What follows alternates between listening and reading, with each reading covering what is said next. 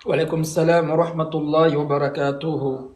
اللهم صل على محمد وعلى أهل محمد كما صليت على إبراهيم وعلى أهل إبراهيم إنك حميد مجيد. وبارك على محمد وعلى أهل محمد كما باركت على إبراهيم وعلى أهل إبراهيم إنك حميد مجيد. سبحان ذي العزة والجبروت، سبحان ذي الملك والملكوت، سبحان الحي الذي لا يموت، سبحان الذي يميت خلائق ولا يموت، سبح قدوس قدوس، سبحان ربنا الأعلى رب الملائكة وروح، سبحان ربنا الأعلى الذي يميت خلائق ولا يموت. Peut-on avoir été et ne plus être? Peut-on être et ne plus être? Sera-t-on et ne plus être? Si on a été, qu'on n'est plus, c'est qu'on n'est pas. Et si on est, qu'on n'est plus, c'est qu'on n'est pas. Et si on sera, qu'on sera plus, c'est qu'en réalité on n'a jamais été. C'est lui Allah qui a été. Il n'a jamais cessé d'être. Il est, il ne cesse pas d'être, il sera, il ne cessera jamais d'être. La causalité des causalités sans causalité. La finalité de toute finalité sans finalité, il est la base de toute chose, sans que rien ne soit à sa base, il est l'intemporo-spatial. Vouloir le concevoir, c'est concevoir qui ne peut être conçu. Il est de tout autre. Il est capable de toutes choses. Il crée les créatures sans modèle préexistant. Il crée avec cause et sans cause, avec le contraire des causes. Depuis la nuit des temps, c'est lui qui gère les créatures. Al-Samir al-Basur. Il ne s'est jamais fatigué. Il entend la première créature, c'est-à-dire de Djibril, jusqu'à la dernière fourmi. N'est-ce pas? Du grain de sable jusqu'à la montagne, de la goutte d'eau jusqu'à l'océan. Allah, c'est lui qui contrôle les créatures. Il crée, il suit. Ce n'est pas un Dieu en fait qui est pauvre, il est riche. Mais sa richesse n'a pas commencé par une pauvreté, comme on l'a dit toujours. Sa grandeur n'a pas commencé par une petitesse. Et son pouvoir n'a pas commencé par une faiblesse. Innama amruhu iza arada shay'an an yakula law kun fayakun. As-sama'u shay'an wal ardu shay'an wal bahru shay'an wal biharu shay'an ash-shamsu shay'an. Toutes les choses sont des choses, c'est-à-dire le soleil c'est une chose chez Dieu. Nous on rentre chez nous à la maison, on a des choses. On a peut-être la table, n'est-ce pas? On a notre portable, ce sont des choses. Mais les choses d'Allah sont très grandes. As-sama'u shay'an والأرض شيئا والشمس شيئا والقمر شيئا والبحار شيئا. La mer c'est une chose, ce n'est même pas grand chez Allah. Il a créé les choses avec sa puissance, mais il a créé avec un effet de sa puissance. L'être humain il a fait l'avion avec, pas avec son intelligence, mais avec un seul effet de son intelligence. Ce n'est pas toute son intelligence qui a fait l'avion, mais c'est un seul effet. Il s'est assis, il a cogité un peu, il dit bon on va faire l'avion. Il s'est assis, il a cogité un peu, on va faire peut-être la voiture, on va faire peut-être le portable. Il a réfléchi un peu. Un seul effet de son intelligence a fait l'iPhone, a fait l'avion, a fait la voiture, a fait ce qu'on peut voir. Un seul effet seulement. Il est tout intelligent. Allah c'est comme ça. Il n'a pas créé tout ça avec sa puissance, mais avec un seul effet de sa puissance. Il est trop grand. Sa puissance est trop grande pour créer en fait un seul effet suffit. Raison pour laquelle il dit dans le Coran, Innama amruhu Iza arrada shay'an an yakula kun fayakun. Kun fayakun, c'est un effet de sa puissance. Il a créé le soleil avec un effet de sa puissance. Il a créé la terre avec un effet de sa puissance. Le soleil avec sa grandeur. Les 7 cieux et puis les 7 terres. C'est avec un seul effet de sa puissance. Le paradis, il a créé avec un effet de sa puissance. C'est que lui, il est grand, en fait. Akbar kabira, wahidul wahda. La mer qui est grande, il a créé avec un seul effet de sa puissance. Ce sont des choses. Le ciel, c'est une chose. La terre, c'est une chose. Le soleil, c'est une chose. La lumière ou bien la lune, c'est une chose. Ce ne sont pas les grandes choses chez Allah. Ce sont des petites choses. Nous, on les voit comme grandes créatures. Tout l'univers, c'est comme une petite chose chez Allah. Innama amuruhu iza arada shay'an. Shay'an. An yakula law kun fayakun. Qui décide d'une chose? Une chose seulement, le ciel est dedans. La terre est dedans, le paradis est dedans, l'enfer est dedans, la mer qui est grande. On voit même à perte de vue. Allah dit c'est une chose. Ce n'est même pas grand chez lui. Il a chosifié ça, c'est une chose. Les 7 cieux, les 7 terres. Khalaka saba samawati baka. Es-sama. Wal ard. Wal bihar. Les grandes créatures, elle a dit une chose. Innama amuruhu iza arada shay'an. Qui décide d'une chose seulement. Ce n'est même pas grand. Il n'a pas créé le soleil avec sa puissance, mais avec un seul effet de sa puissance.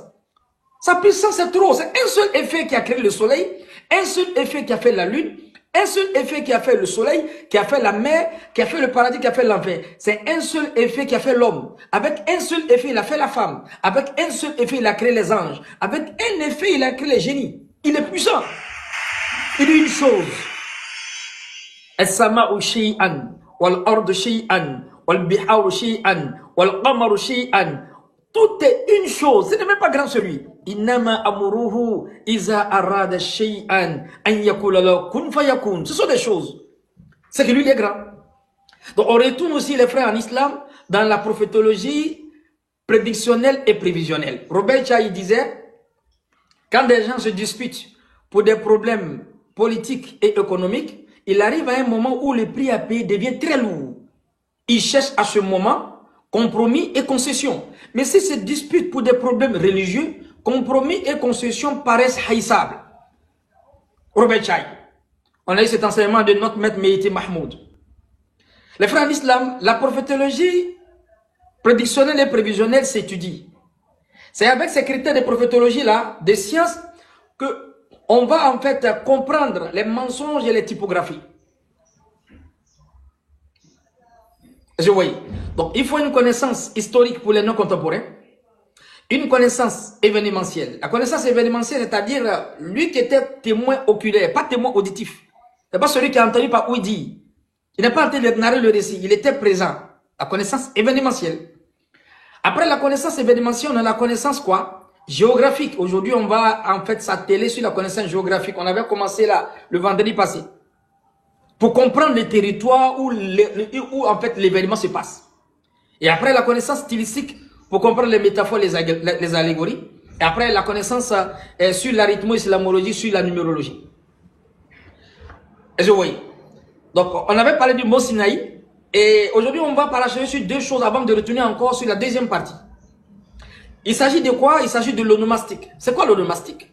L'onomastique, c'est quoi? C'est la branche de la lexicologie qui étudie quoi? Les noms qui sont attribués aux hommes et les noms qui sont attribués aux lieux. L'onomastique, c'est la branche de la lexicologie qui étudie les noms propres. On appelle ça l'anthroponymie et puis la toponymie. Qu'est-ce que l'anthroponymie? C'est les noms qui sont attribués aux hommes. C'est-à-dire Jésus n'est pas Moïse. Moïse n'est pas Abraham. Abraham n'est pas Jésus. Jésus n'est pas Moïse. Moïse n'est pas Mohamed. Mohamed n'est pas Jésus. Ça, c'est l'anthroponymie. Les noms qui sont attribués aux hommes. Allah, il parle de Jésus dans le Coran. Allah parle d'Abraham dans le Coran. Allah parle de Daoud dans le Coran. Ya Daoud, inna ja'alnaka khalifatan fil ard. C'est le nom d'un homme. Ça, c'est l'anthroponymie. Dans l'anthroponymie, on étudie les noms qui sont donnés aux hommes. Astomba, c'est le nom d'un homme. Abdelaziz, c'est le nom d'un homme. Ça, c'est l'anthroponymie. Et quand on voit le Coran donne cette exemplarité-là. Il cite le nom des prophètes. Là, on est en face là dans l'anthroponymie. Et celui qui étudie l'anthroponymie, automatiquement, il ne peut jamais comprendre que le nom d'une personne peut être attribué à Dieu.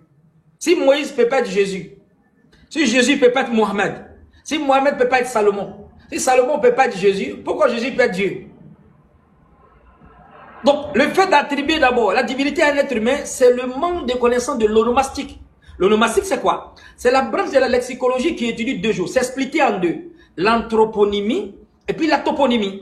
L'anthroponymie, les noms en réalité qui sont attribués aux hommes. Ça peut pas être attribué à Dieu.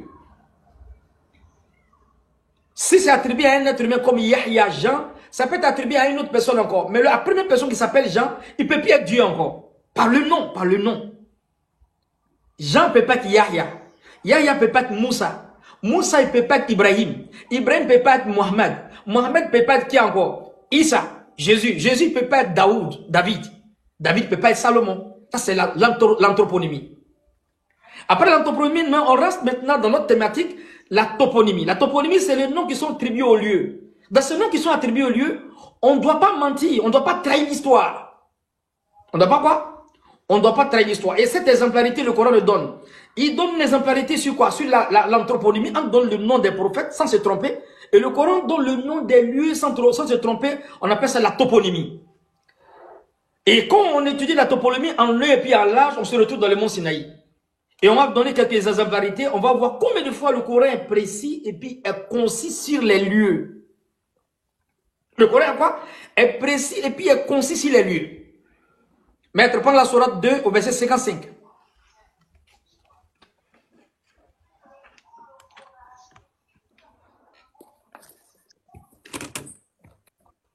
Sourate 2, 55. Oui.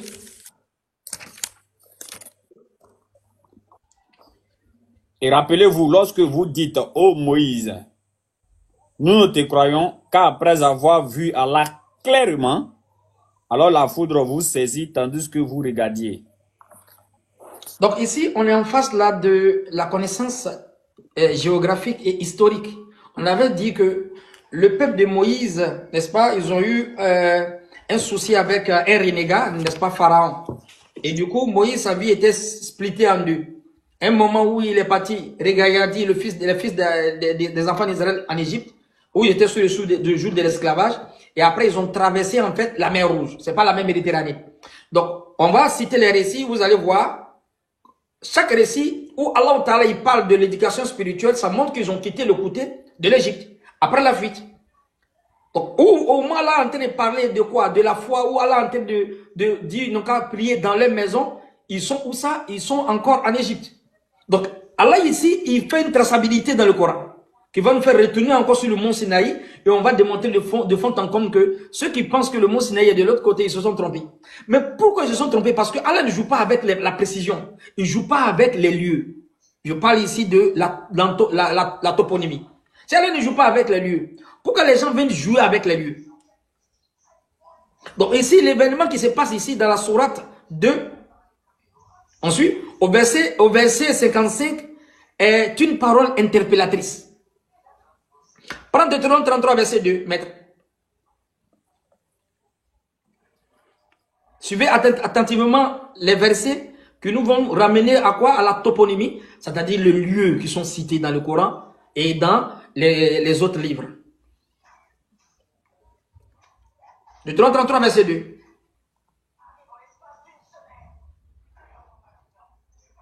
Deutéronome 33, verset 2. Il dit, l'Éternel est venu du Sinaï, il s'est levé sur eux des Séi, il a resplendi dans la montagne des Parans, et il est sorti du milieu des saints myriades. Ok, donc ici on a trois lieux. On a trois lieux. Au fait, quand Dieu il envoie une parole interpellatrice et révélatrice, il ne joue pas avec les lieux. Bien que c'est mentionné dans le même endroit, mais Sinaï n'est pas Paran. Paran n'est pas Séi. C'est de la même manière comme dans l'anthroponymie. Moïse n'est pas Mohamed. Mohamed n'est pas Jésus. Jésus n'est pas Ibrahim. Ibrahim, c'est pas Salomon. Salomon ne peut pas être David. Ça, c'est l'anthroponymie. La toponymie, c'est la même chose. Cette règle est établie. Sinaï ne peut pas être Paran. Paran ne peut pas être Séir.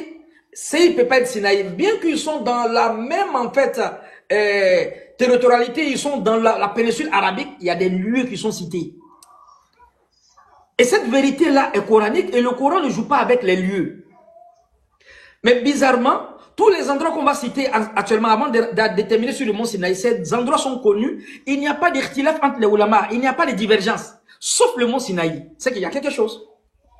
Donc Dieu est venu de quoi? De Sinaï. Il s'agit là de Moïse. Donc, il y a deux compréhensions là-bas, on dépose à côté. Il s'est levé sur un des Seir. Seir, il s'agit là de Palestine. Et là, le verset s'attribue à Jésus. Il resplendit dans les monts Paran. Paran, si vous voulez, le désert arabique de la Mecque, ou bien le mont Paran, les montagnes qui entourent la Mecque. L'endroit est cité. Il n'y a pas un débat entre les musulmans aujourd'hui, bien entre les savants, les archéologues, mais si vous voulez, les paléontologues, pour dire que non, Paran n'est pas dans un autre endroit, ou bien Seir, ce n'est pas en Palestine, ou bien... Est-ce que vous voyez? Donc ici, la précision est claire. De la même manière que le nom de Moïse ne peut pas être Abraham, le nom d'Abraham ne peut pas être David, le nom de David ne peut pas être Salomon, c'est de la même manière, les noms qui sont cités ne peuvent pas changer.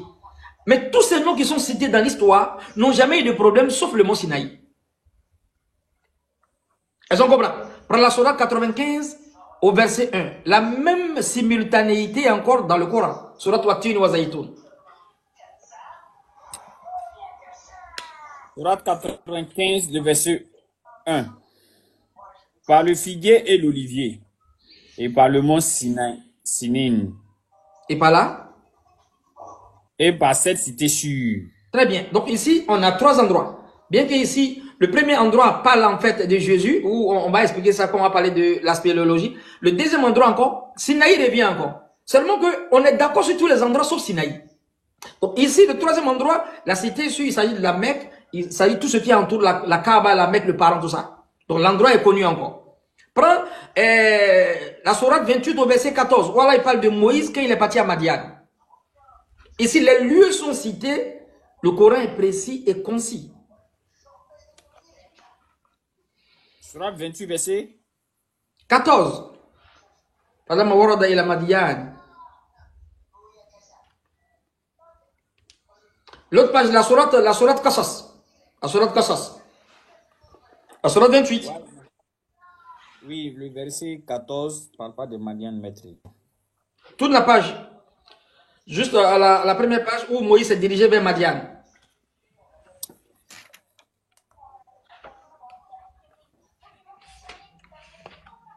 فلما ورد إلى مديان.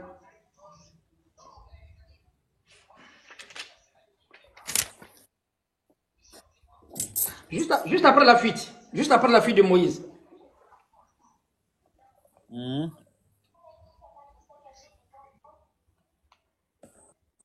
Ah, c'est au verset 23. Au verset 23, vas-y. Et quand il fut arrivé au pont,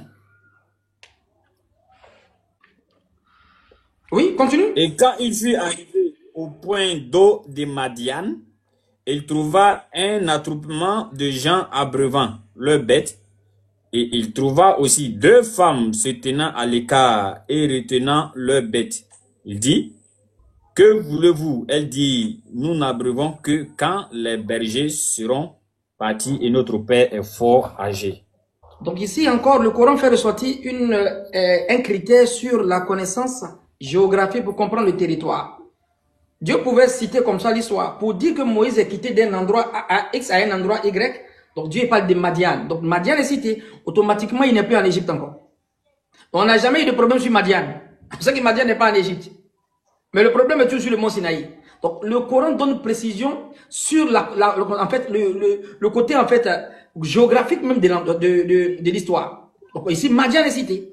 Pourquoi Dieu cite forcément le nom? C'est pour nous ramener en fait à une précision, à une concision. La sourate 17 au verset 1 encore. Maître, la sourate Isra. Toujours la toponymie, Dieu cite les lieux, n'est-ce pas? Pour ne pas qu'on fasse quoi?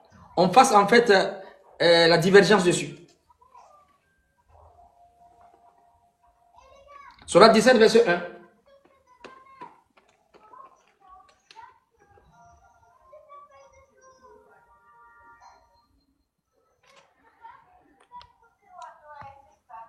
Mais on t'entend pas, hein?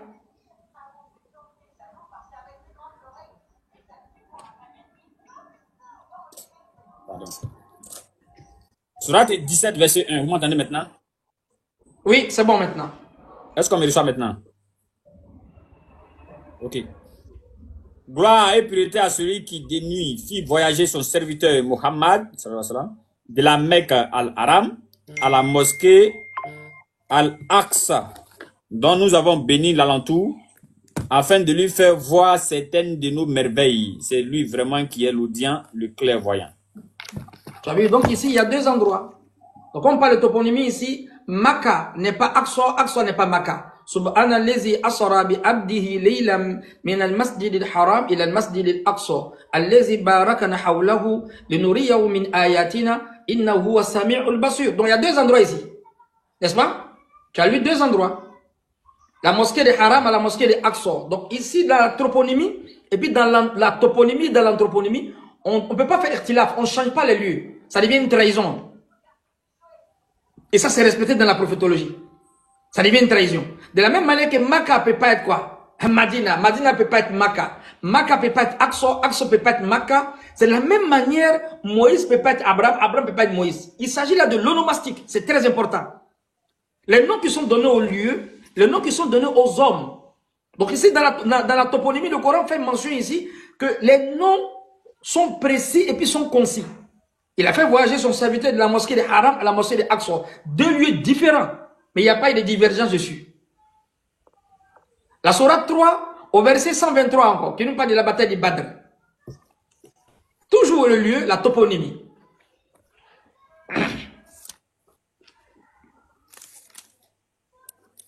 Juste avec toi. Sourate 3, verset 123. Oui. Allah vous a donné la victoire à Badr, alors que vous étiez humiliés. Craignez Allah donc, afin que vous soyez reconnaissants.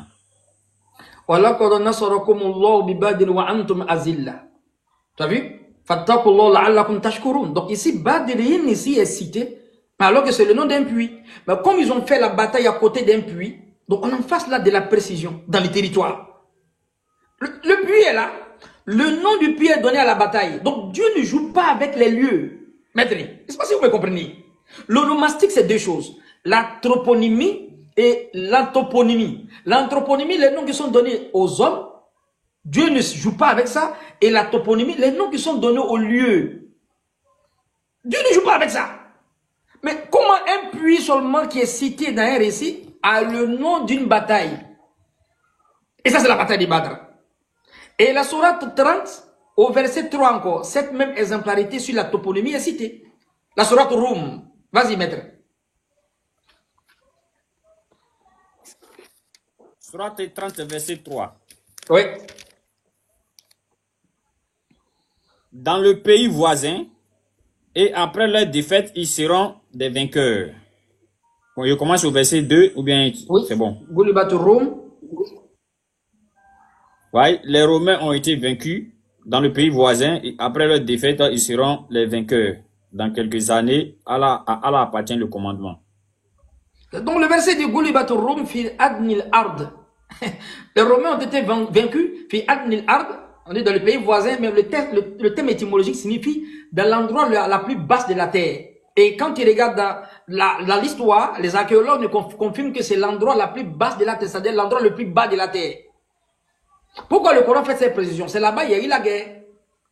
Et dans tous les endroits, l'endroit le plus bas de la terre, c'est dans cet endroit-là. Fi adnil ard, dans l'endroit le plus bas. La partie la plus basse. C'est Dieu qui cite. Il s'agit là de la toponymie. Dieu ne joue pas avec le nom des lieux. J'espère que vous allez me comprendre. La sourate 3 au verset 96. Même chose encore, une exemplarité sur la toponymie.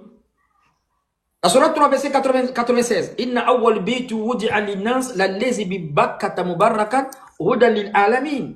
Fihi ayatu bayyinat maqama Ibrahim. Toujours la toponymie. Sourate 3, 4.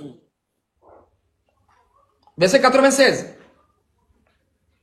La maison qui a été édifiée pour les gens, c'est bien celle de Baka, la Mecque bénie, et une bonne direction pour l'univers. Très bien. Donc il s'agit d'un endroit. L'endroit, il n'y a pas eu de divergence. Comme la montagne de Uhud. La montagne de Uhud, il n'y a pas eu de divergence. Quand les gens vont à la Mecque, on monte ici, c'est ici, les compagnons, ils ont fait le combat, et ce nom a été donné à une montagne. Donc, le lieu, on ne triche pas avec les lieux. Est-ce que vous suivez? On ne triche pas avec les lieux. L'onomastique est scindé en deux. L'anthroponymie, les noms qui sont donnés aux hommes, et les noms qui sont donnés aux lieux, la toponymie.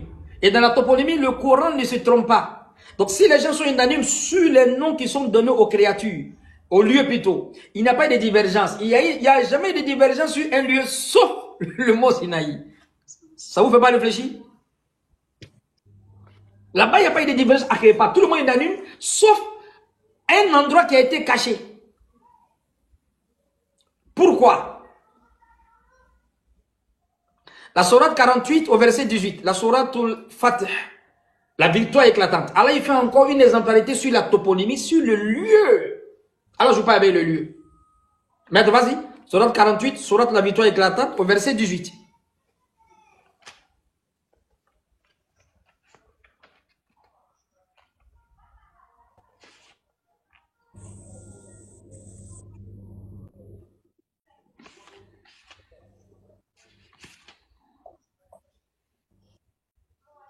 Nous disons, frère, de tapoter. Mon niveau ici, je commence à bugger. Le live commence à devenir lent à mon niveau ici. Vas-y. De grâce, pardonnez de tapoter. Mettez les cœurs. Ceux qui peuvent envoyer les fleurs pour sécuriser le live. Je commence à bugger chez moi ici. Je ne suis même plus le live. Je ne sais même pas on est arrivé à quel niveau. Prends la sourate 48 au verset 18.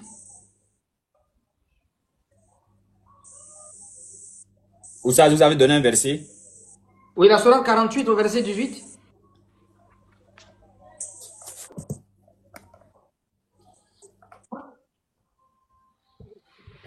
Sourate 48, 18.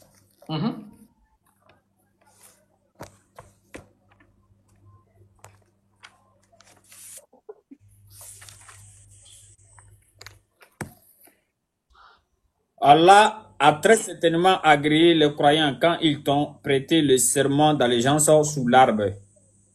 Il a su ce qu'il avait dans leur cœur et a fait descendre sur eux la quiétude et il les a récompensés par une victoire proche. L'arbre, ça en fait quoi dans le verset là, maître? Attention, hein. لقد رضي الله عن المؤمنين إذ يبايعونك تحت الشجرة وعلم ما في قلوبهم. Alors, il a agréé les croyants. Hein? Ils appellent Bay'atul Ridwan ou Bay'atul Shajara. Le traité de Hudaybiyah. Le prophète a envoyé des émissaires pour demander s'ils peuvent entrer à la Mecque. Ils ont campé dans un endroit. Le prophète s'est mis à côté d'un arbre, un grand arbre. Et le prophète a envoyé Ousmane là-bas. Et ils ont entendu les crocs qu'ils ont tué Ousmane. Après, Ousmane est venu après. Mais c'était en fait un mensonge. Pour voir s'il n'y avait pas de monafiques parmi eux, le prophète dit qu'il voulait prêter ses mains d'allégeance. La traité de Hudaybiyah. Pour voir s'il n'y a pas de monafiques, soyez prêts pour combattre l'islam et aider le prophète sallallahu alayhi wa sallam. Donc les sabbats ont mis les mains. Mais pourquoi là c'est l'arbre ici? Il peut dire qu'ils ont été agréés seulement. لقد رضي الله عن المؤمنين إذ يبايعونك تحت الشجرة وعلم ما في قلوبهم. Ils ont été agréés en bas de l'arbre. Dieu ne joue pas avec les lieux. Donc si Allah ne joue pas avec les lieux, pourquoi trahir en fait la prophétologie? Pourquoi trahir? Ils appellent ça Bay'atul Ridwan ou Bay'atul Shajara. C'est-à-dire le serment en bas de l'arbre, le serment de quoi? De l'agrément. L'arbre, ça en fait quoi là-bas, maître? Qu'est-ce que l'arbre s'en cherchait dans le verset? Allah n'a pas manqué de citer l'arbre, parce qu'il était dans un endroit où le prophète était en bas de l'arbre. Est-ce que vous voyez? Donc ici, il s'agit là de la toponymie. Je ne sais pas si vous comprenez. L'onomastique est scindé en deux. L'anthroponymie, on ne joue pas avec ça. Moïse, ce n'est pas Jésus. Jésus n'est pas Abraham. Abraham n'est pas David. David n'est pas Mohamed. Mohamed n'est pas Salomon. Tout cela, si Salomon ne peut pas être Jésus, Jésus ne peut pas être Salomon, comment cette personne va être Dieu encore? Il ne peut pas être Dieu. Ils sont dans l'anthroponymie. La toponymie est la même chose. Côte d'Ivoire n'est pas Ghana. Ghana, ce n'est pas Mali. Mali, ce n'est pas France. France, ce n'est pas Amérique. C'est la même manière dans la prophétologie. Dieu donne les endroits des lieux. Il utilise dans la révélation. Ça appelle la toponymie. Et un élément de taille ici, il parle même de l'arbre. En bas de l'arbre, ça s'est passé là-bas, le serment d'allégeance. On retourne maintenant, si vous avez compris ça, on retourne maintenant sur le mont Sinaï qui a été caché. On ne sait pas pourquoi ils ont caché. C'est-à-dire, tout le monde est unanime sur tous les endroits, sauf le mont Sinaï qui est scindé en deux. On dit non, c'est en Égypte ici. On dit non, c'est sur, qu'on appelle ça, la péninsule arabique. Alors que le Coran donne cette responsabilité là pour dire qu'il y a eu plagiat. Et pourquoi? Allahu a'lam. Est-ce que vous suivez? Donc, le verset que je vais vous donner à délire, c'est le verset que le maître a lu tout à l'heure, la sourate 2, verset 255. La sourate 2, verset 55, qui montre que, en tout cas, Moïse, il quitte l'Égypte pour rentrer au sur la péninsule arabique. Ils vont traverser la mer Rouge. Allez voir la cartographie. Donc, s'ils traversent la mer Rouge, ils ne sont plus en Égypte encore. Regardez le déroulement. Regardez comment Allah, maintenant, il va faire la traçabilité et de taille. Allah parle d'abord de la première bénédiction. Je vous ai délivré de qui? Des pharaons. C'est qu'il y a une traversée. Soit la traversée se fait comme ça, horizontalement ou bien verticalement. La traversée se fait horizontalement. C'est-à-dire ils sont partis ici, ils sont rentrés sur la péninsule arabique. On a corroboré ça avec la sourate 20 au verset 80. Je vous ai délivré des pharaons. Je vous ai donné rendez-vous sur le flanc droit du mont. Mais il s'agit de quel mont? C'est Allah qui parle ici. Et donc, la sourate 2 au verset 55, prend la sourate 7 au verset 155. Donc, tous les éléments, les événements qu'on parle de Moïse, ça s'est passé après maintenant la traversée de la mer Rouge. L'histoire de la vache. L'histoire de quoi encore? Moïse en va causer avec Dieu. L'histoire des gens qui ne croyaient pas que Moïse causait avec Dieu. Tout ça se passe après la traversée. La sourate 7, au verset 155, maître. Et Moïse choisit de son peuple 70 hommes pour un rendez-vous avec nous. Puis, lorsqu'il fut saisi par le tremblement de terre, il dit, mon Seigneur, si tu les avais voulu, tu les aurais détruits avant, et moi avec. Vas-tu nous détruire pour ce que des sots d'entre nous ont fait? Ce n'est là qu'une épreuve de toi, par laquelle tu égares qui tu veux et guides qui tu veux. Tu es notre maître. Pardonne-nous et fais-nous miséricorde, car tu es le meilleur des pardonneurs. Ce verset-là va nous faire entrer dans ce qu'on appelle la connaissance télésique, c'est-à-dire la juxtaposition des événements, la séparation des événements et la succession des événements. Trois choses. Si Dieu il veut, il juxtapose les événements. S'il veut, il sépare les événements. S'il veut, il succède les événements. Par la sourate 2 au verset 55, le même événement est passé là-bas, mais ici, le Coran détaille dans la sourate 7 que le maître a lu, alors que la sourate Bakara, Allah a parlé de la mort et la résurrection, c'est-à-dire ils sont morts, on les a réveillés, mais Dieu n'a pas donné le nombre ici. L'histoire s'est passée après la traversée de la mer Rouge, c'est-à-dire sur la péninsule arabique, c'était pas en Égypte. Sourate 2, verset 55. Et rappelez-vous, lorsque vous dites, ô Moïse, nous ne te croirons qu'après avoir vu Allah clairement. Okay. Alors la foudre vous saisit tandis que vous regardiez. L'histoire s'est passée où? Avant la traversée ou bien après la traversée, maître? Cette histoire-là. C'est après la traversée. Bien sûr. C'est-à-dire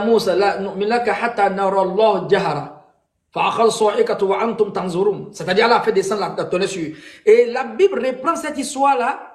Je ne vais pas dire mitigé, mais il reprend cette histoire, mais pas de fond en comble.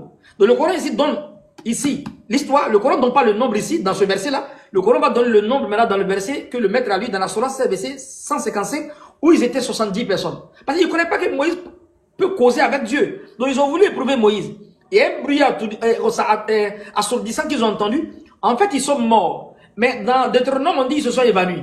Lis Deutéronome 18, verset 16. Cette histoire est là-bas. Mais le Coran détaille de fond en comble. Ça, c'est après la traversée de la mer Rouge. Ils sont sur la péninsule arabique. 18-16. Deutéronome 18, verset 16. Il répondra ainsi à la demande que tu fis à l'Éternel, ton Dieu, à Horeb, le jour de l'assemblée. Quand tu disais que je n'entends plus la voix de l'Éternel, mon Dieu, et que je ne vois plus ce grand feu afin de ne pas mourir.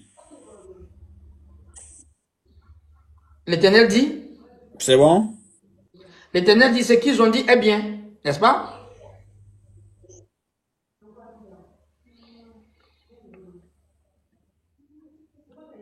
Est-ce qu'on comprend? Donc ici, l'histoire s'est passée où? Ok. Avant la traversée ou après la traversée, maître? Toujours après. Toujours après la traversée. Est-ce que vous voyez? Donc ici, Minjani Bitour, ici, il s'agit là du mont Sinaï. Donc toutes les bénédictions seigneuriales, toutes les épreuves de peuple d'Israël, après la traversée, dans la sourate Bakara, ça s'est passé sur la péninsule arabique, n'est-ce pas? Non loin de l'endroit où ils étaient, quoi? Où Moïse a eu la révélation. Prenez la sourate 7 au verset 142 à 145. On connaît l'histoire où Moïse voulait voir Dieu. Ça s'est passé où, cette histoire? Sourate 7, verset 145. Et nous écrivîmes. Et Allah dit, ô Moïse, je t'ai préféré à tous les hommes par mes messages et par ma parole. Prends donc ce que je te donne et sois du nombre des reconnaissants. Et nous écrivîmes pour lui sur les tablettes une exhortation concernant toutes choses et un exposé détaillé de toutes choses. Prends-les donc fermement et commande à ton peuple d'en adopter le meilleur. Bientôt, je vous ferai voir la demeure des pervers. Continue jusqu'au verset 145. Où Moïse voulait voir Dieu. Là, je suis au verset 145 comme ça. Lis seulement jusqu'à ce que tu vas voir, Seigneur, j'ai envie de te voir. Cette histoire s'est passée toujours après la traversée. L'histoire des commandements, l'histoire que Moïse, il reçoit en fait la tablette, tout ça, c'est passé après, quoi? La traversée. Donc on reçoit clairement dans ces récits qu'on est en train de lire, Moïse, il a éduqué son peuple. Il éduque son peuple, il sort avec son peuple, c'est-à-dire il leur donne la foi, tout ça là, il les cause pour qu'ils aient la foi. Après ça, il traverse la mer, il se retrouve où ça? Sur l'autre côté de la mer Rouge. C'est forcément sur la péninsule arabique. L'histoire où Moïse dit, Seigneur, j'ai envie de te voir. Ça s'est passé où? Pas en Égypte, mais après la traversée. Parce que Moïse ne peut pas traverser à son peuple ici. Il va venir voir Dieu encore en Égypte ici. C'est faux et archi-faux. Donc c'est une grande erreur dans la toponymie de changer de lieu. C'est une trahison dans la prophétologie. Donc ici, Moïse, il dit à Allah, j'ai envie de te voir. Tu ne peux pas me voir. Et qu'est-ce que Dieu dit? Surat 7, verset 143. Vas-y. Et lorsque Moïse vint à notre rendez-vous, et que son Seigneur lui eut parlé, il dit, oh mon Seigneur, montre-toi à moi pour que je te voie. Il dit, tu ne me verras pas, mais regarde le mont s'il tient en sa place, alors tu me verras. Mais lorsque son Seigneur se manifesta au mont, il le pulvérisa et Moïse s'effondra foudroyé. Lorsqu'il se fut remis, il dit, gloire à toi je me repens et je suis le premier des croyants. L'histoire s'est passée où, cette histoire-là? En Égypte ou bien après la traversée de la mer? Hein? Maître, un instant, hein. Je commence à voir dans les commentaires, les frères disent ça bug et autres. Les frères, on avait rappelé que des groupes de personnes se sont mis ensemble pour dire qu'ils vont signaler les lives, qu'ils vont attaquer le live. Donc, ne dormons pas, tapotez, mettez les cœurs. On doit atteindre jusqu'à 100K de j'aime et près de 2 à 3 000 cas de partage, n'est-ce pas? Ceux qui peuvent envoyer des fleurs, qu'ils envoient des fleurs. Ceux qui peuvent envoyer des j'aime, ceux qui peuvent envoyer des cadeaux, pardon, qu'ils envoient des cadeaux. J'ai vu quelqu'un qui a mis dans le commentaire 500 j'aime. Non, tu dois mettre j'aime jusqu'à 500, c'est pas dans le commentaire. Vas-y, maître. Laissons voir l'histoire. Donc l'histoire ici, où Moïse, n'est-ce pas, il veut voir le Créateur. Tu ne peux pas me voir. Voilà, il a Jabal. Regarde cette montagne. C'est que l'endroit où Moïse était, il y avait une montagne. Je ne peux pas être en train de causer avec Astonba. Et puis il me dit, je vais lui donner un exemple. Il dit, il regarde le tableau. Alors qu'il n'y a pas un tableau devant lui. Ça est un peu absurde. Si Dieu dit à Moïse, et regarde cette montagne, c'est qu'il y avait une montagne à côté de lui. C'était pas Majaz, c'était pas une parabole. Elles en suit un peu. Ça montre que dans le récit, Moïse était dans un endroit, n'est-ce pas, des chaînes montagneuses. Elles en suit. Mais s'il était dans un endroit des chaînes montagneuses, alors que cet événement s'est déroulé après la traversée de la mer Rouge, pas avant. Pas avant. Cette histoire ne s'est pas passée en Égypte. Cette histoire s'est passée où ça? Dans le même endroit où Moïse a eu la révélation, quand il a pris la fille de Chouaïb, avant qu'il ne revienne en Égypte. Donc l'histoire s'est passée sur la péninsule arabique. Sourate 20, verset 80. Donc Moïse, il laisse son peuple, il décale un peu, il va échanger avec Dieu. Tellement dans la causerie, tellement c'est intéressant, il ne veut pas que Allah arrête. Il dit, Allah, je vais te voir. Tu ne peux pas me voir. Donc l'histoire des visions de causerie avec Allah, c'est passé où? Sur la péninsule arabique. Jamais, jamais en Égypte. Jamais. Et ceux qui ne croyaient pas à Moïse, qui disent à Moïse, non, après de ton Dieu, là, on s'en voit aussi. Alors on partit voir aussi. Ce sont 10 personnes dans la sourate arabe qui sont parties, où ils ont été foudroyés, Allah les a réveillés. C'est après la traversée de la mer. C'est pas avant. Donc rien ne s'est passé ici. Rien du tout. Maintenant, qui a troqué l'histoire? Qui a troqué l'histoire? La sourate 2 au verset 60 mètres. Sourate 2 verset 60.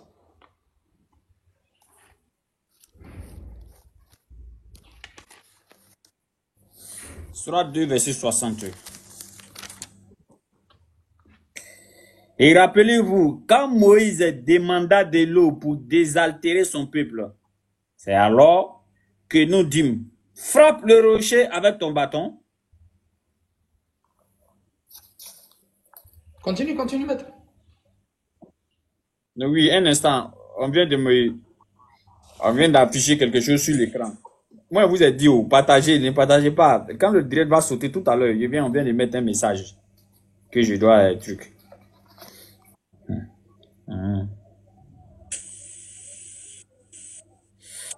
Et rappelez-vous, quand Moïse, soit 2 verset 60, et rappelez-vous, quand Moïse demanda de l'eau pour désaltérer son peuple, c'est alors que nous dîmes, frappe le rocher avec ton bâton. Et tout d'un coup, 12 sources en jaillirent, et 7, chaque tribu sut où s'en abreuver. Mangez et buvez de ce qu'Allah vous accorde, et ne semez pas de troubles sur la terre comme des fauteurs de désordre. وإذ استسقى موسى لقومه فقل نضرب بعصاك الحجر فانفجرت منه 12 عينا. Ce miracle s'est passé où? Avant la traversée ou après la traversée? Forcément après la traversée. C'est après. Même, il n'y a même pas de débat avec même Genèse, avec la Bible, avec ce verset-là. Parce que Exode 15, verset 26, cette vérité-là, la Bible même complète en disant que dans cet endroit-là, en fait, ils ont donné 12 pluies. Mais en réalité, c'était 12 sources qui sont sorties dans une roche. Un miracle pas possible. Et dans les endroits-là, il y avait 70 palmiers. Exode 15, verset 26. Cette vérité-là. Ça s'est passé où? Avant la traversée de la mer ou après la traversée? Maître? Après la traversée. Ça ne contredit pas l'histoire. Aucun archéologue ne peut contredire. Quand Moïse a traversé la mer, toutes les histoires de Moïse que vous voyez là, c'est après la traversée de la mer. L'histoire où ils ont tué une personne, on appelait Moïse pour voir qui a tué la personne, c'est après la traversée. L'histoire où Moïse, il a tapé la roche, l'eau s'est divisée en 12 fois pour abreuver les enfants d'Israël, c'est après la traversée.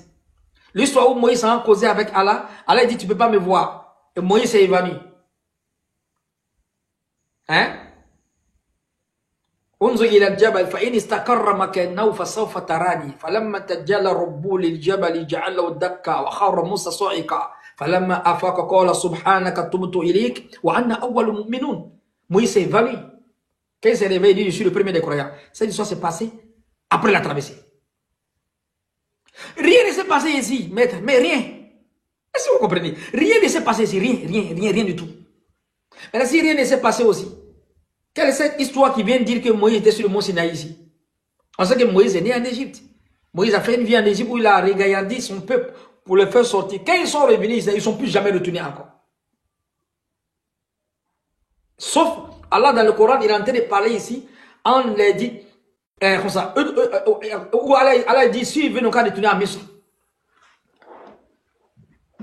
Donc l'histoire est claire dans le Coran que le vrai mont Sinaï se trouve où? Sur la péninsule arabique, non loin de Madian. Allez voir la cartographie maintenant, et regardez comment l'histoire a été troquée. Maintenant, pourquoi aller faire des exercices, vous allez comprendre pourquoi. Quand Moïse, il laisse son peuple, on va lire la partie, quand Moïse laisse son peuple pour aller causer avec Allah, qu'est-ce que c'était derrière lui, maître? La sourate 2 au verset 67, vas-y. Sourate 2, verset 67. Et rappelez-vous, lorsque Moïse dit à son peuple, certes, Allah vous aura immolé une vache, il dit, nous prends-tu en moquerie, qu'Allah me garde d'être du nombre des ignorants, dit-il. C'est bon? Tu as vu? Cette histoire s'est passée où? Avant la traversée de la mer ou après la traversée? Encore après la traversée. Allah, il a inondé le Coran, l'histoire de Moïse. Ça s'est passé après la traversée de Bahr al-Ahmar, la mer Rouge. Donc si Moïse traverse la mer Rouge, il se retrouve où? En France? Ou bien sûr la péninsule arabique? On a dit hier, la dernière fois qu'il n'est pas parti en Beng, ce n'est pas une Benguise. En réalité, Moïse est parti sur la péninsule arabique avec son peuple. Ça a été caché. Pourquoi ça a été caché? La sourate 2 au verset 49, maître. Sourate 2, verset 49. Et rappelez-vous, lorsque nous vous avons délivré des gens de Pharaon qui vous infligeaient le pire châtiment en égorgeant vos fils et épargnant vos femmes, c'était là une grande épreuve de la part de votre Seigneur. Au verset 50 maintenant, au verset 50. Et rappelez-vous, lorsque nous avons fendu la mer pour vous donner passage, nous vous avons donc délivré, excusez-moi pour la lecture, nous vous avons donc délivré et noyer les gens de Pharaon, tandis que vous regardiez. Au verset 51 encore, qu'est-ce qu'Allah dit là-bas? Et rappelez-vous, lorsque nous donnâmes rendez-vous à Moïse pendant 40 nuits, puis, en son absence, vous avez pris le veau pour idole, alors que vous étiez injuste à l'égard de vous-même en adorant un autre qu'Allah. Cette histoire s'est passée où? Avant la traversée ou après la traversée? Toujours après la traversée sur la péninsule arabique. La sourate 20 au verset 80 encore, maître. C'est le Coran qui parle. Il faut lire. Laissez Allah même va nous enseigner. C'est clair, il n'y a pas de débat dessus. On est en face de la toponymie, c'est-à-dire l'endroit, le nom qui est donné au lieu. Mais pourquoi trahir l'histoire? Sourate 20, verset 80. Ô enfants d'Israël, nous vous avons déjà délivré de votre ennemi et nous vous avons donné rendez-vous sur le flanc droit du mont. Et nous avons fait descendre sur vous la manne et les cailles. Au verset 83. Pourquoi Moïse t'es-tu hâté de quitter ton peuple? Ils sont là sur... Ouais, il faut lire la partie là jusqu'à toute la page. Vous allez voir l'histoire maintenant qui se passe. Ok. Donc je commence au verset 80. Phrase par phrase. Ok. Ô enfants d'Israël, nous vous avons déjà délivré de votre ennemi. Et nous vous avons donné rendez-vous sur le flanc droit du mont. Et nous avons fait descendre sur vous la manne et les cailles.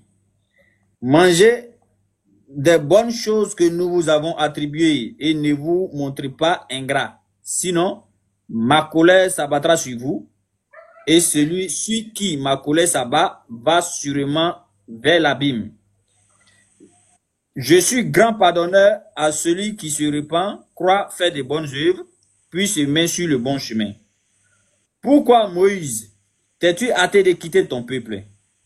Ils sont là sur mes traces. Ils sont là sur mes traces, dit Moïse. Et je me suis hâté vers toi, Seigneur, afin que tu sois satisfait. Allah dit, nous avons mis ton peuple à l'épreuve après ton départ, et le Samérie les a égarés. Sourate 20, verset 85. Moïse retourna donc vers son peuple, courroucé et chagriné. Il dit,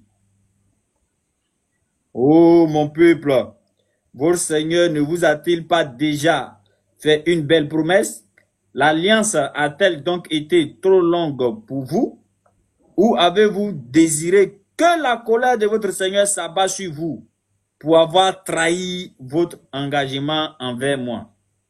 Il dit, ce n'est pas de notre propre gré que nous avons manqué à notre engagement envers toi, mais nous fûmes chagrinés des fardeaux d'ornement du peuple de Pharaon. Nous les avons donc jetés sur le feu, tout comme le Samérie les a lancés.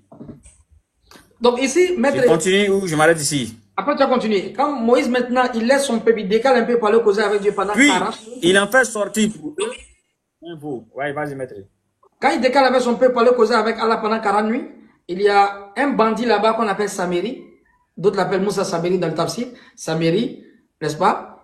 Qui est en train d'égarer son peuple. C'est-à-dire, chaque enfant d'Israël, ils sont venus avec de l'or, tout ça. Ils ont mis dans le feu. Il a commencé à fabriquer un veau en or. On appelle ça un jassad. Jassad signifie un corps sans âme.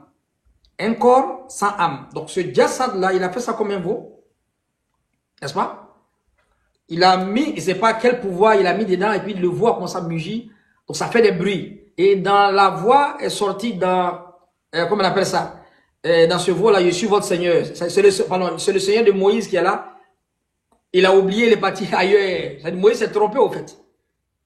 Donc Moïse, il donne d'eau seulement à son peuple pendant 40 jours. Au verset 88, si tu veux même mettre, je lis. Vas-y. Puis il en fait sortir pour eux un veau, un corps à mugissement. Et ils ont dit, c'est votre divinité et la divinité de Moïse. Il a donc oublié. Donc là, le peuple de Moïse est en train de s'égarer. Où ça? Dans quel endroit? En Égypte? Non. sur la péninsule arabique, dans l'endroit où Moïse et son peuple, ils ont eu le rendez-vous avec qui? Leur créateur dans la sourate 20, verset 80, où Dieu a fait descendre quoi? En-man wa salwa. La bénédiction seigneuriale est tellement grande, ils sont inondés dedans, ils sont rentrés dans le shirk. Dans le même endroit où ils ont été bénis, dans le même endroit où ils ont eu la bénédiction, où ils ne doivent pas désobéir, ils ont désobéi dans cet endroit-là. À cause de quoi? À cause d'un jassad, à cause d'un corps sans âme. À cause d'un corps sans âme, un corps qui n'a pas d'âme. Et on dit que non, ça c'est le Dieu de Moïse, il a oublié, il est parti. Voilà, c'est ça. Donc 40 jours, Moïse a mis son main, il retourne, son peuple est égaré. Il n'a pas dit 40 ans, il dit 40 jours. Le peuple de Dieu a été égaré par Satan 40 jours seulement. Via, en fait, l'idole ou bien, en fait, comment on appelle ça, le veau en or, qui a commencé à parler comme une personne qui parle. C'est un corps sans âme, on appelle ça jassad. Et ce mot-là est cité dans le Coran. Les savants, ils disent, c'est cité 2 ou bien 3 fois, si je ne m'abuse. Ce mot jassad encore, on va le retrouver dans la sourate Sod. Dans la sourate Sod, où Allah Ta'ala est en train de parler encore de la royauté du prophète Salomon. Et cet endroit-là encore, où Dieu parle de la royauté du prophète Salomon, Dieu parle encore, il dit que Salomon a trouvé un jassad en bas de son puits, en bas de son trône. Je ne vais pas faire le tafsir, hein. Allez écouter ce que les savants disent, l'eschatologie disent, pour ceux qui pensent que Dajjal, n'est-ce pas, c'est de l'illusion. Allez écouter ce que les savants disent dessus. Mais le problème est que, on croit à ça, mais l'histoire s'est passée où? Sur la péninsule arabique. Donc Moïse, il décale, son peuple est là, alors qu'il est vivant, 40 jours d'absence seulement, automatiquement, ils ont changé en fait l'adoration du peuple, ils sont en train d'adorer le diable, sans s'en rendre compte, alors que Moïse est présent, mais il est absent. Et les savants de l'eschatologie disent, parce qu'on aime écouter les tafsirs, comme les gars qui disent qu'on est... Allez écouter les savants Imran Hussein et bien d'autres savants qui étudient l'eschatologie. Quelle déduction ils donnent en fait, dans les tafsirs eux-mêmes, quelle déduction ils donnent sur ces savants de l'eschatologie, sur en fait ces deux faits-là. Pourquoi le jassad ici est cité dans ce verset et pourquoi le corps sans âme qui a égaré le peuple de Dieu alors que Moïse est présent et on a trouvé un corps sans âme encore où? En bas du trône. Alors que le trône est le symbolisme de la royauté. Le trône symbolise la royauté. De toute façon, l'histoire s'est passée sur la péninsule arabique. Donc il ressort clairement dans les récits qu'on donne. La sourate 20 au verset 80 à 83. La sourate 2 au verset 50. La sourate 20 au verset 77. Que le peuple de Moïse a été égaré sur la péninsule arabique, non loin de quoi? Min janibi tour du vrai mont Sinaï. Donc tous les versets qu'on a dit dans l'histoire ne contredisent pas d'abord l'histoire, ça ne contredit même pas en fait l'archéologie, et ça ne contredit même pas la raison raisonnable. Donc aucune information archéologique ne montre que le mont Sinaï se trouve ici. Maintenant si le mont Sinaï ne se trouve pas ici, alors qu'Allah nous démontre ici que le mont Sinaï se trouve où? Sur le côté de l'Arabie Saoudite, non loin de la Mecque. Pourquoi ça a été caché? Pourquoi ils ont mis des barbelés? Pourquoi quand les gens vont dans les sites touristiques, ils vont regarder tout, la Kaaba, ils vont voir peut-être la bataille de Badr, ils vont voir le puits de Badr, ils vont voir peut-être la montagne de Uhud, tout ça. Mais cet endroit est caché, même les pèlerins ne savent même pas qu'il y a un endroit comme ça. Pourquoi ça a été caché par la Oumma? Celui qui n'a pas compris ça, celui qui n'a pas encore compris ça, il n'a qu'à aller faire des recherches. Il n'a qu'à se réveiller très tôt. Donc les savants de l'eschatologie donnent des informations dessus. Ils donnent des informations dessus pour dire, tu crois à Allah, en ses anges, en ses livres, en ses messagers au jour dernier. Tu fais les 5 prières, il n'y a pas de problème. Tu as les aqidah, tu as les 6 piliers de la foi, tu as les 5 piliers, il n'y a pas de problème. Mais fais attention. Le peuple de Moïse qui avait le aqidah, qui ont adoré Dieu, jusqu'à ce qu'ils ont cru en Moïse, ils ont traversé la mer.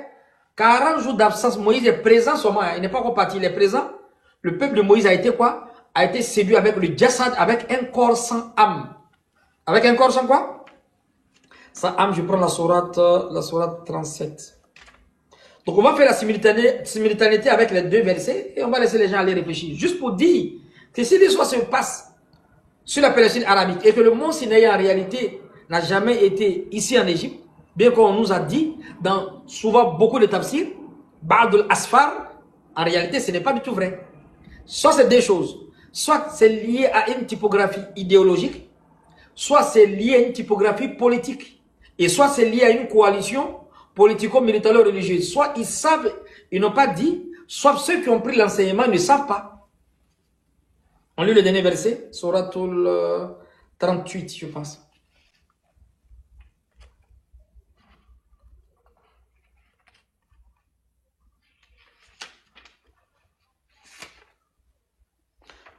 Pour ceux qui veulent lire le Coran avec les lunettes, en fait, n'est-ce pas, du 3e siècle,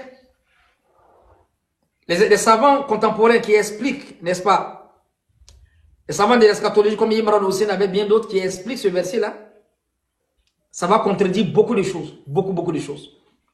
Oui. Donc, c'est juste pour dire, on est ici en face là des coranistes du premier degré. Si une chose contredit le Coran, on ne le prend pas. Même si 10 000 milliards de savants interplanétaires, on les respecte, ils ont dit, on ne va jamais prendre.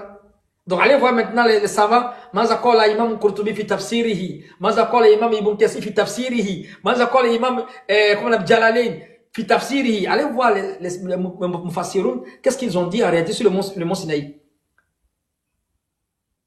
Il n'y avait pas de divergence. Allez demander à n'importe qui, même allez demander à chaque GPT, on va le corriger dedans. Soit qu'il va se regarder à nous. Cette vérité est cachée. Pourquoi c'est caché? Demandez aux imams, demandez aux savants. Ceux qui n'ont pas compris ça encore, il y a beaucoup de choses qui vont l'échapper, même s'ils croient à Allah, en ses anges, en ses livres, en ses messagers, au jour dernier, au dessin bien comme mal. Donc en réalité, le mont Sinaï n'a jamais été en Égypte, le mont Sinaï a été toujours en Arabie Saoudite. Moïse a eu la révélation là-bas, à Madian, il prend son peuple, il va vers le détail du Nil, il rentre en Égypte, il va motiver son peuple sur la foi, il traverse Baal Hamar, il traverse la mer Rouge, Dieu les délivre dans la sourate 2, verset 55 du Pharaon, il traverse la mer Rouge, toutes les éducations maintenant viennent après la traversée sur la péninsule arabique, non loin de la Kaaba. Et cet endroit aujourd'hui où ils ont mis des barbelés non loin de la Kaaba, et c'est ce même endroit, les frères, que les gens ils ont bloqué, on ne sait pas à cause de quoi. On ne sait pas à cause de quoi. Donc il faut qu'on se réveille. Et le Coran, le Coran s'interprète lui-même. Le Coran parle. Donc Jabal Luz, Jabal Moussa, si les gens ils avaient su que le vrai mont Sinaï se trouve sur la péninsule arabique. Mais Djanibi Tour, quand il a été Tour Sinin, là, cet endroit-là a été caché par le royaume saoudien en complicité avec d'autres royaumes, si vous voulez, avec les Américains, c'est qu'il y a quelque chose. Qu'Allah donne la compréhension. Donc on va lire la sourate Sod rapidement, le dernier verset.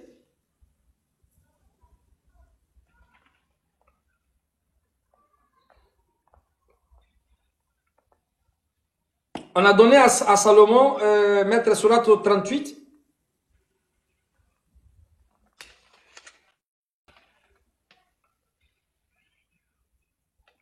Je cherche le verset rapidement, désolé. Voilà, il dit, nous avons donné la royauté à Salomon. Un jour, il a demandé et il a vu, on a éprouvé Salomon où il a vu en fait un jassat, un corps sa âme en bas de son trône. Le trône qui symbolise à quoi? La royauté. Je cherche le verset rapidement. Et c'est après ça que Salomon, il a fait cette évocation. Allah, donne-moi une royauté que personne n'a eu, que personne n'aura. Les savants disent que Pharaon, Suleiman n'a pas demandé la royauté comme ça. C'est quand il a vu le corps sans âme qui est, n'est-ce pas, en bas de son trône, automatiquement il a fait doigt. Allah, donne-moi une royauté que personne n'a eu, que personne n'aura encore. Pourquoi il a fait cette doigt? Au moment où il a vu quoi? Le corps sans âme.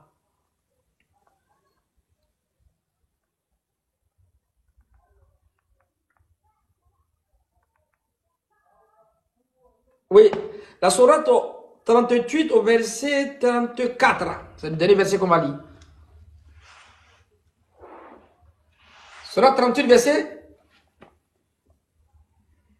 34. Allah, il parle encore de Jassad, un corps sans âme, à l'instant.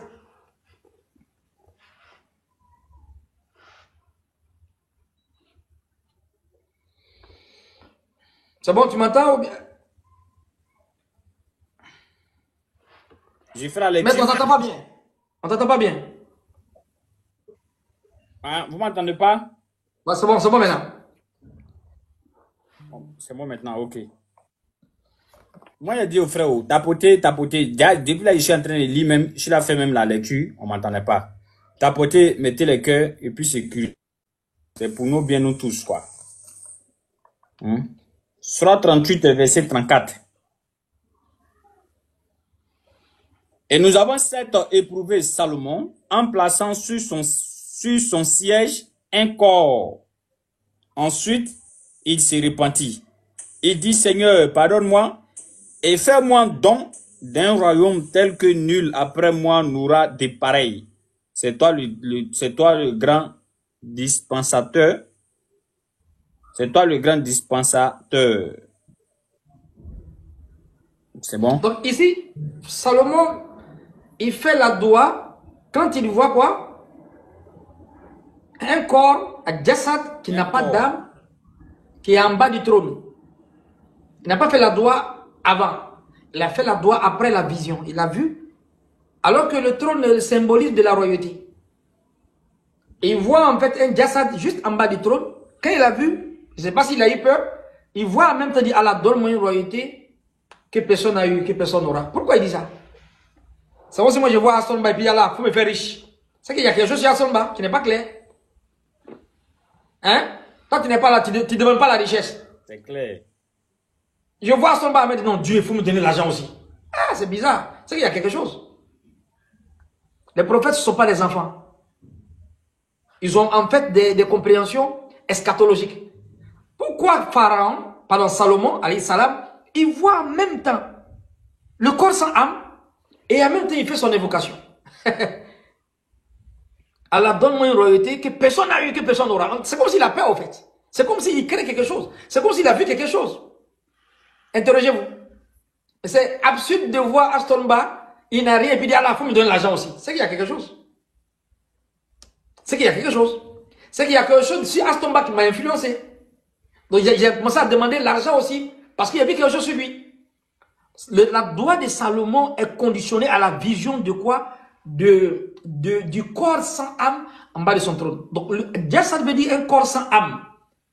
Et c'est le même jassad, un autre jassad encore que Dieu cite ici, quand Moïse il va donner d'eau à son peuple, aller causer avec Dieu, il revient encore. C'est un corps sans âme qui est en train d'égarer encore le peuple. Deux versets. Deux situations différentes. Pourquoi ici, Salomon, il demande à Dieu la royauté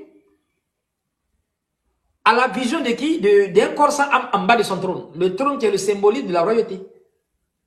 Et quel est le corps sans âme encore qui a égaré le peuple de Moïse alors que Moïse était présent, seulement qu'il a donné d'eau à son peuple pendant 40 jours. Allez faire des recherches. Allez voir les savants de l'eschatologie, qu'est-ce qu'ils disent dessus? Qu'est-ce qu'ils disent? Qu'Allah donne la compréhension. Donc, maître, on a essayé d'être un peu, de se résumer à l'extrême. Pourquoi? Parce qu'on a parlé du coranisme du premier degré, du deuxième degré, du troisième degré. Donc, si on voit aujourd'hui, en conclusion, les gens qui croient que le prophète n'a pas parlé, en fait, ils sont dans l'erreur. Parce que le prophète a parlé. Ils ont un peu exagéré parce que le prophète dit donc, comme le prophète a dit, celui qui ment sur moi intentionnellement, il dit bon, tout est faux. Non, non, non, ils ont fait chasser croiser. Le deuxième groupe aussi qui disent que le prophète a parlé, tout ce qui est attribué au prophète, tout est vrai.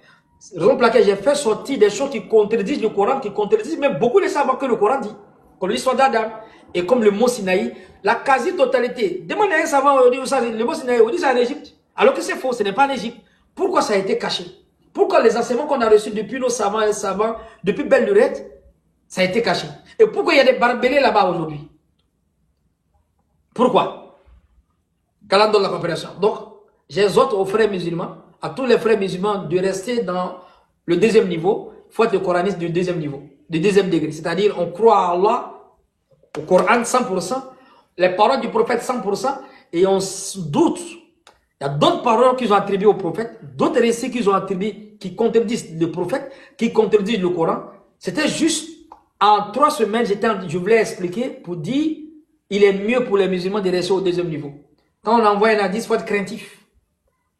Si ça contredit la parole du prophète, ça contredit en fait sa pureté, sa pudeur, sa vie. Si ça ne contredit pas aussi, ça contredit le Coran, ça contredit l'histoire. C'est comme ça, on voit en fait un dalil. Un dalil, shay'un haq, la yatagayyar. Un dalil, c'est une chose qui est vraie, on ne peut pas contrebalancer. Aqwalul ulama yuhtadu laha wa la yuhtadu biha. On prend des preuves avec un savant, on ne veut pas d'un savant une preuve. Je prends des preuves avec Bukhari, avec Cheikh Fawzan, avec le Bukhari, avec Muslim, avec Daraqutni, Sunan Abu Daoud, Tirmizi. Je prends des dalils avec eux, mais je ne fais pas d'eux une preuve. Je prends des preuves avec tous les savants, mais je ne fais pas d'eux une preuve.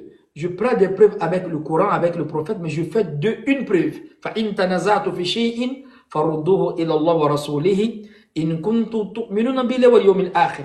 Donc, mettez dans votre tête que le mont Sinaï n'a jamais été en Égypte, mais ça y est toujours sur la péninsule arabique. Mais combien de musulmans qui disent ça? Et pourquoi ça y est là-bas? Allez faire des recherches. Qu'Allah donne la compréhension. On va entamer une autre thématique qui sera sur la spéléologie vendredi prochain.